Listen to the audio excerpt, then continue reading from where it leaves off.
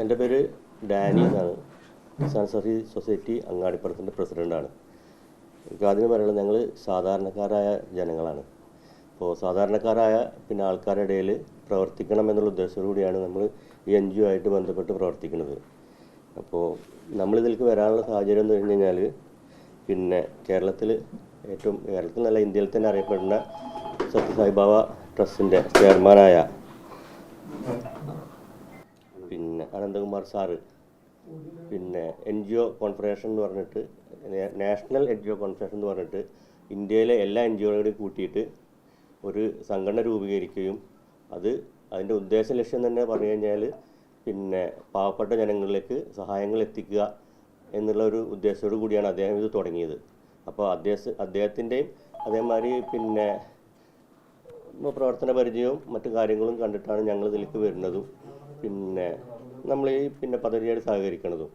അപ്പോൾ അതിൻ്റെ ഭാഗമായിട്ടുണ്ടായ കുറേ കാര്യങ്ങളാണ് നമ്മളിപ്പോൾ ഇവിടെ ഇതിലേക്ക് എത്തിക്കുന്നത്. അപ്പോൾ ഇതിലൊന്ന് പറയാനുള്ളത് വെച്ച് കഴിഞ്ഞാൽ, നമ്മൾ പെട്ടുപോയി.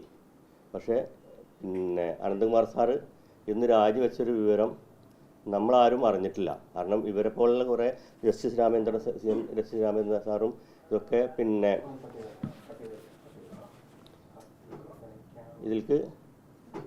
ഇതിലുള്ളത് കൊണ്ടാണ് നമ്മളിതിലേക്ക് വന്നതും. അവർ ആൾക്കാർ രാജിവെച്ച വിവരങ്ങളൊന്നും നമ്മളാരും അറിഞ്ഞിട്ടില്ല.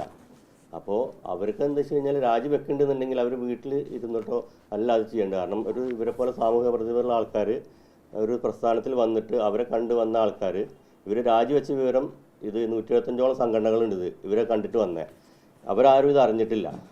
അപ്പോൾ ഇത് 6 മാസം മുന്നേ ഇത് അവർ രാജിവെച്ചു എന്നുണ്ടെങ്കിൽ, ഇത് തട്ടിപ്പാണെന്ന് അറിഞ്ഞിട്ടുണ്ടെങ്കിൽ, ഇതിലൊരുപാട് ആൾക്കാർ 3 മാസം മുന്നേയും 4 മാസം മുന്നേ പൈസ കൊടുത്ത ആൾക്കാരുണ്ട്.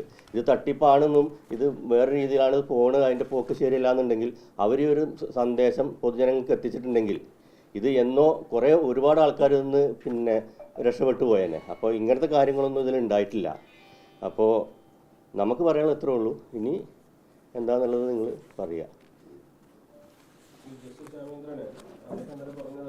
പോലീസ് ഇതിൽ വലിയ ഉത്തരവാദിത്തമില്ലാതെ പെരുമാറിയത് അദ്ദേഹത്തിന്റെ പേരും തിരികെ വലിച്ചഴക്കേണ്ട കാര്യം ഉണ്ടായിരുന്നില്ല എന്നുള്ളതൊക്കെയാണ്. മറ്റ് ഒരുപാട് NGOs ഇതിനോടൊപ്പം പോലീസിൽ പരാതിപ്പെട്ടിട്ടുണ്ട്, സമാനമായ തട്ടിപ്പിനേറിയ കാര്യത്തിൽ. അവരൊന്നും ഇത്തരത്തിൽ ജസ്റ്റിസ് രാമേന്ദ്രന്റെ പേരൊന്നും ഇതിലേക്ക് കൊണ്ടുവന്നിട്ടില്ല എന്നാണ് അദ്ദേഹമൊക്കെ പറയുന്നത്. എങ്ങനെയാണ് അതിനുള്ളത്? ഈ കേസിൽ എന്താ വെച്ച് കഴിഞ്ഞാൽ, ജസ്റ്റിസ് രാമേന്ദ്രനെ നമ്മൾ ഫോക്കസ് ചെയ്തിട്ടില്ല. ഇവരെ എല്ലാ മീറ്റിങ്ങുകളിലും NGO അസോസിയേഷൻ്റെ എല്ലാ മീറ്റിങ്ങുകളും ജസ്റ്റിസ് രാമേന്ദ്രൻ ഉണ്ട്. ഇതിൻ്റെ ഉദ്ഘാടന സമയത്തുള്ള നമ്മളെ മന്ത്രിമാർ പങ്കെടുത്ത മീറ്റിങ്ങിൽ ജസ്റ്റിസ് രാമേന്ദ്രൻ വേദിയിലിരിക്കുന്നുണ്ട്. അതേമാതിരി നമ്മൾ പങ്കെടുത്ത പല പരിപാടികളിലും ജസ്റ്റിസ് രാമേന്ദ്രൻ വേദിയിലുണ്ട്. അപ്പോൾ അതുമായിട്ട് അദ്ദേഹം സഹകരിക്കുന്നുണ്ടെന്നാണ് നമ്മൾ മനസ്സിലാക്കുന്നത്. കാരണം നമ്മളെ സംബന്ധിച്ച് NGO കോൺഫറൻസ് തരുന്ന പത്രക്കുറിപ്പ് മാത്രമേ ഇതിന് ആധാരമുള്ളൂ. കാരണം ഇതിൽ ഏത് പോസ്റ്റാണ് എന്താണെന്നുള്ള അവർ തരുന്ന വിവരം മാത്രമേ നമുക്കുള്ളൂ. അത് വെച്ചിട്ടാണ് നമ്മൾ പലതും പറയുന്നത്. ആരെയും വലിച്ചേക്കാനല്ല. നമ്മളെ സംബന്ധിച്ച് ഈ കേസിൻ്റെ ഒരു തീരുമാനം വേണം.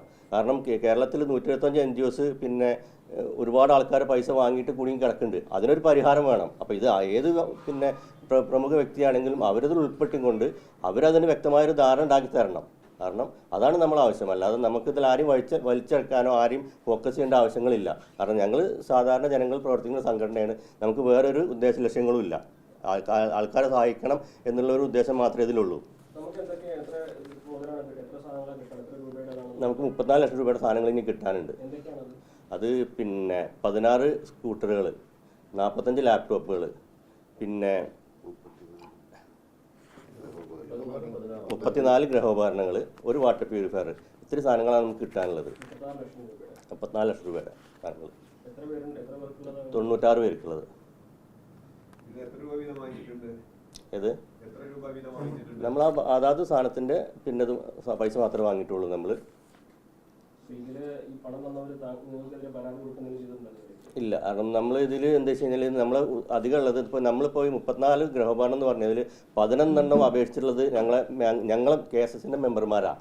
കാരണം ഇത് തട്ടിപ്പാണെന്ന് അറിഞ്ഞിട്ടുണ്ടെങ്കിൽ ഞങ്ങളെ ഭാര്യമാരുടെ പേരിലും എല്ലാവരുടെ ഭാര്യമാരുടെ പേരിലും ഞങ്ങളൊരിക്കലും ഇത് പൈസ നിക്ഷേപിക്കില്ല. കാരണം 34 ഗൃഹോപകരണം കൊടുക്കാനുള്ളതിൽ 11 ആൾക്കാർ ഞങ്ങളെ സംഘടനയിലെ പ്രവർത്തകരാണ് ഓർഡർ ചെയ്തിട്ടുള്ളത്.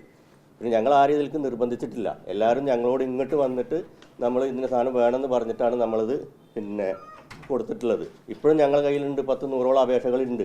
കാരണം ഞങ്ങൾ ആരെയും അങ്ങോട്ട് വിളിച്ച് ഫോഴ്സ് ചെയ്യലില്ല. കാരണം ഇങ്ങോട്ട് വന്നിട്ട് നിർബന്ധിക്കുന്ന ആൾക്കാർക്ക് മാത്രമേ ഞങ്ങൾ ഇത് കൊടുത്തിട്ടുള്ളൂ.